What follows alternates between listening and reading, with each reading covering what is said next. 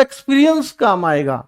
और जब मैंने पिछली बार एग्जाम दिया है और मैं बिल्कुल मार्जिन पे रहा हूं, तो मेरा इस बार क्यों नहीं होगा? क्योंकि सारे रहने वाले ही तो एग्जाम दे रहे हैं इस बार, है ना? ठीक है, चलिए आगे बात करूं बच्चों। यहां पर अगर आप देखोगे तो, और देखो, अब रहने वालों में से कुछ यूपी पुलिस का भी रिजल्ट आने वाला, उसमें हो जाएंगे जो यूपी के हैं, स्पेशली मैं उनके लिए बात करूं तो बहुत सारा बच्चा उधर ही चला जाएगा। तो आपका यहां सिलेक्शन फिर उस हिसाब से आसानी से होना चाहिए, अगर आप कॉन्फिडेंट हो तो। फॉर्म की संख्या देख करके बहुत सारे बच्चे तो अभी माथा पकड़ लेंगे, 52 लाख फॉर्म है। जी हां, ये आज ही संख्या क्लियर हुई है। आप देखो, डेट ऑफ एक्शन है इसमें 21 तारीख, वो अभी दिखाई नहीं है, कट कर दिए कहीं से डेट।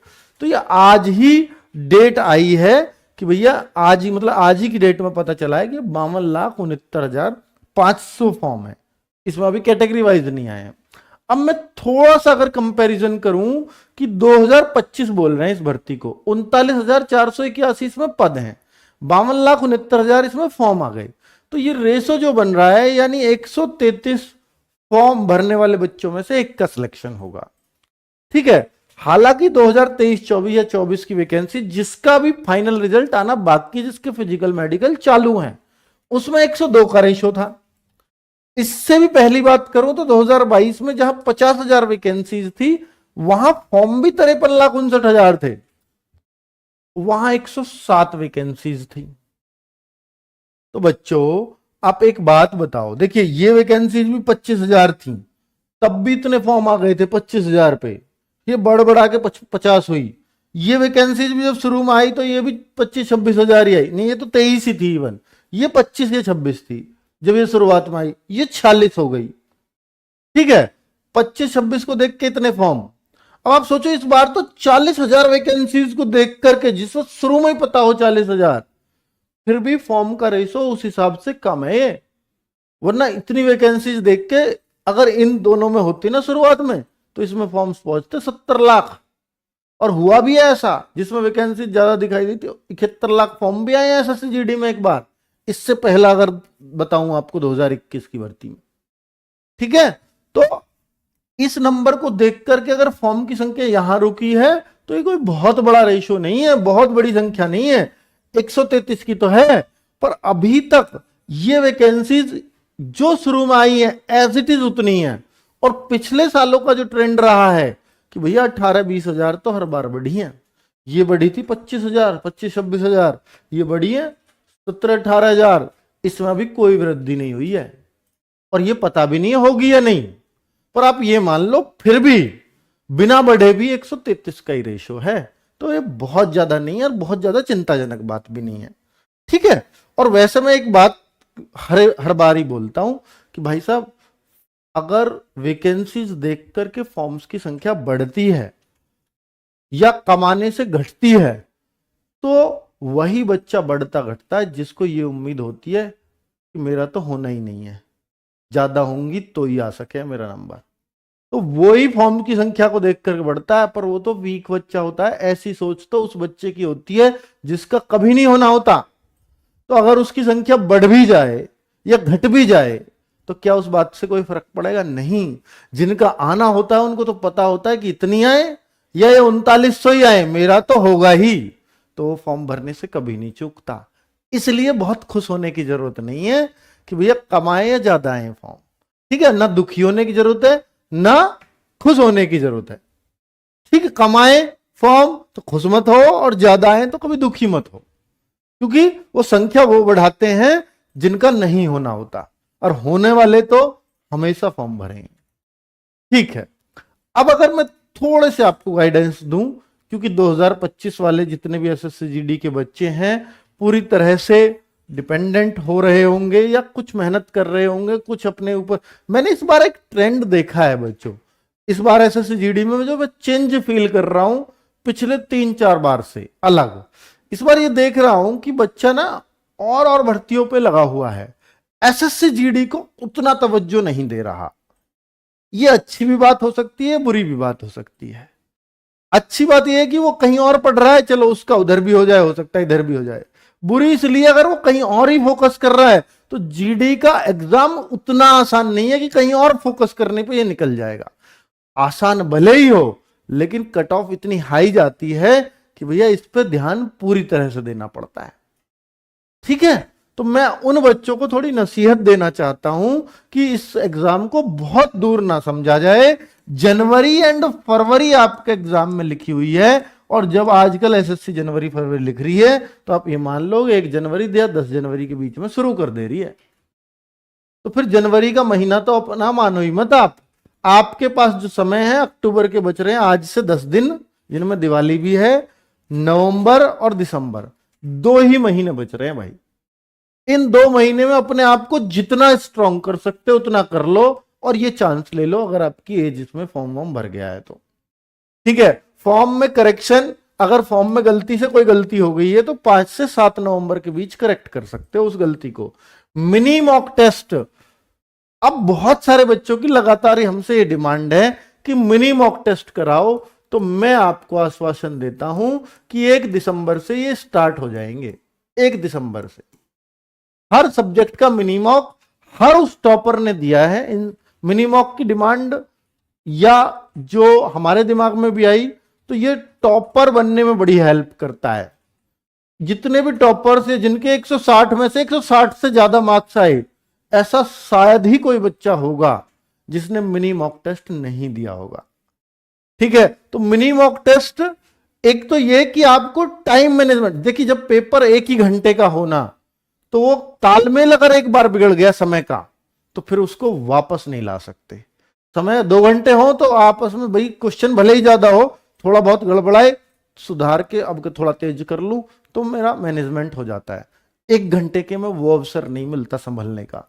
तो इसलिए मैं आपसे कहता हूं कि मिनी मॉक टेस्ट आपके समय के मैनेजमेंट के लिए बहुत जरूरी है, स्पेशली एसएससी जीडी वाले बच्चों के लिए, क्योंकि ये बहुत ज्यादा प्रैक्टिस करे हुए बच्चे नहीं होते पहले से। तो आप अगर मिनी मॉक टेस्ट दे दो, जो आपको समय की कमी पड़ रही हो, 80 पूरे 80 क्वेश्चन करने में जो 1 घंटे का समय मिलता है, अगर वो समय से नहीं हो पा रहे हो तो इस टेस्ट से बहुत फायदा होगा, क्योंकि ये हर सब्जेक्ट वाइज और उतने ही मिनट देंगे हम जितने में वो सब्जेक्ट होना चाहिए।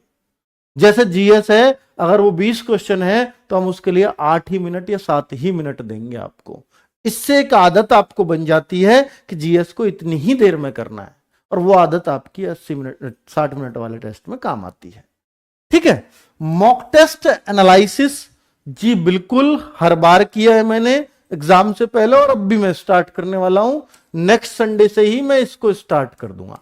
नेक्स्ट संडे में क्या पड़ रहा है भाई, नेक्स्ट संडे कर दूं या दीपावली के बाद कर दूं? ये है 20, 7, 27 से कर दूंगा, कोई दिक्कत नहीं है। यानी 27 लेट ही क्यों करना है, क्योंकि भाई आपका एग्जाम इंपॉर्टेंट है। दिवाली तो हर बार आएगी, और बेरोजगार की दिवाली हमेशा रोजगार मिलने से ही बनती है। ठीक है, बाकी उसके लिए सारे दिन एक जैसे हैं। कैसा रहेगा इस बार कंपटीशन? तो भाई साहब कंपटीशन मैंने बता दिया, पहले वालों से आसान रहेगा। बिल्कुल ये उम्मीद करके ना चलें कि भाई बहुत मुश्किल होने वाला, क्योंकि मैं ये मानता हूं कि मैं जो ट्रेंड देख रहा हूं इस बार एसएससी जीडी में, वो इस बार कम मेहनत वाला देख रहा हूं।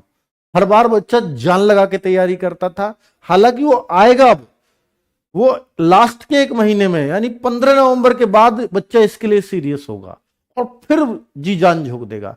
लेकिन मैंने पहले सालों में देखा है कि लगातार बच्चा इसकी 2-2, 3-3 महीने तक प्रैक्टिस बहुत बढ़िया से करता था।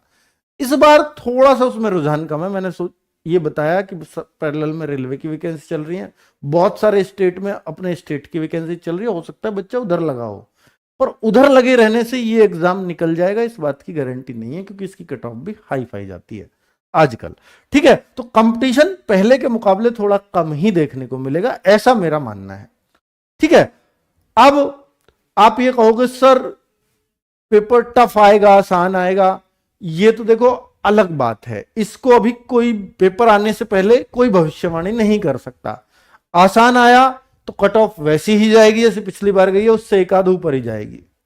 अगर पहले जैसा ही रहा उसको आसान कहूंगा, अगर पहले जैसा है तो, क्योंकि हर बच्चा उसी को बेस मान के तैयारी करेगा। और अगर टफ आया तो जाहिर सी बात है कट ऑफ काफी डाउन देखने को मिलेगी। ठीक है, तो क्या वैकेंसीज बढ़ सकती हैं? हाँ, इसमें वैकेंसीज बढ़ने के चांस लास्ट तक रहते हैं। कब तक रहते हैं? आपका एग्जाम भी हो जाएगा, उसके बाद भी चांस है कि भाई वैकेंसीज बढ़ने का कोई नोटिस आ जाए।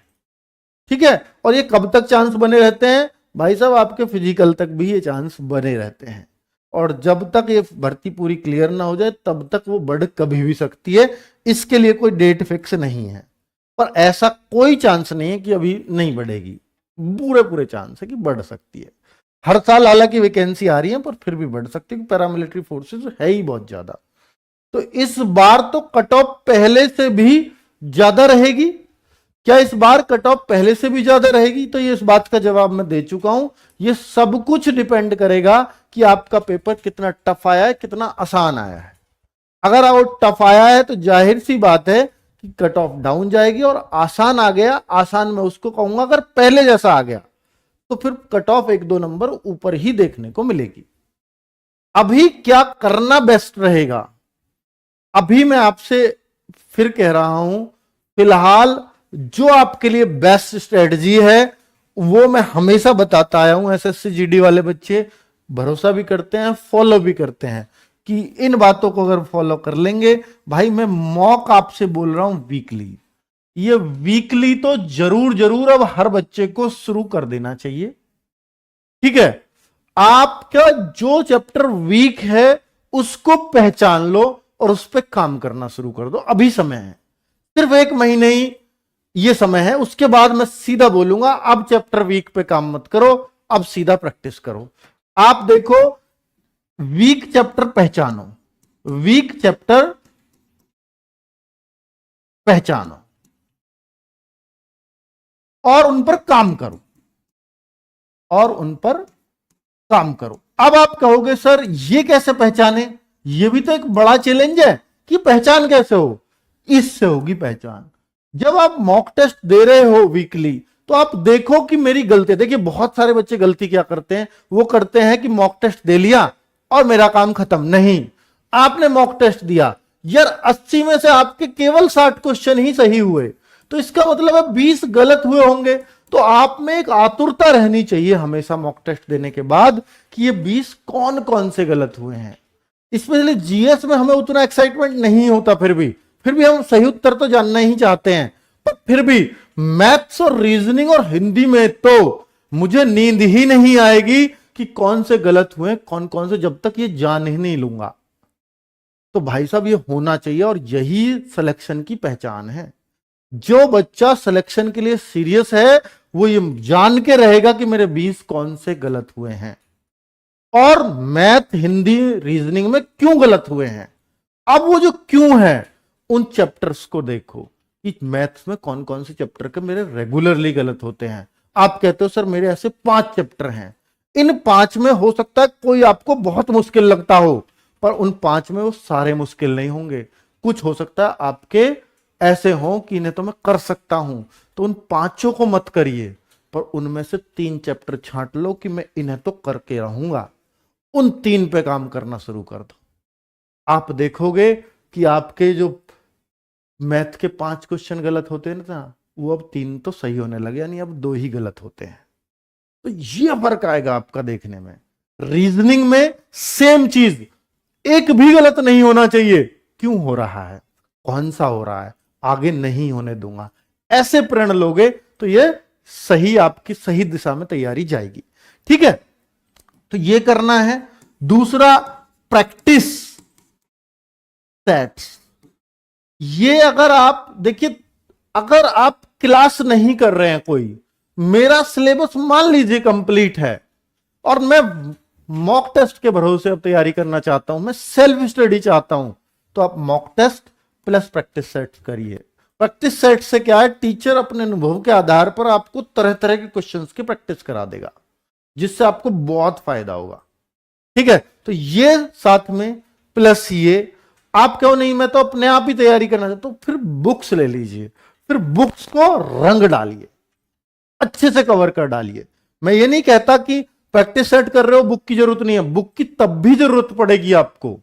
प्रैक्टिस सेट कर रहे हो तो टीचर के साथ एक आदत बन जाती है कि टीचर जो जो करा रहा है मैं भी कर लेता हूं, और वो ऐसी आदत बन जाती है कई बार कि टीचर का थोड़ा सा हिंट मिलता है इसलिए मैं कर लेता था, उसे हम पहचान नहीं पाते। बुक करने से क्या होगा कि आपको यह पता चलेगा मेरी रियल स्थिति क्या है, और बुक करने से ही आपको असली कॉन्फिडेंस आएगा।